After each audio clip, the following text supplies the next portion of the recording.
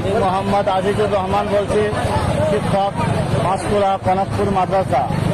আমরা পাঁশকুড়ার বন্যা পরিস্থিতি দেখার জন্য বের হয়েছি।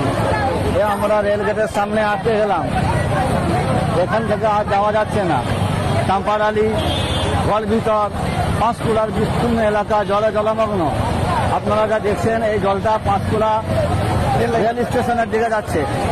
রেল স্টেশনের দিকে পাঁশকুড়া যে বাস স্ট্যান্ড আছে, আপনার বাজার আছে, সেই বাজারে জল ঢুকছে। পুরো গ্রামকে গ্রাম ভেসে গিয়েছে, গ্রামের দিকে যাওয়া হচ্ছে না। গ্রামের মানুষগুলো কি অবস্থায় আছে, আমরা এখান থেকে আর আগের দিকে যেতে পারলাম না। এই জলটা পাঁশকুড়া বাজারে ঢুকছে। এর থেকে আপনারা গ্রামের পরিস্থিতি নিশ্চয়ই অনুমান করছেন।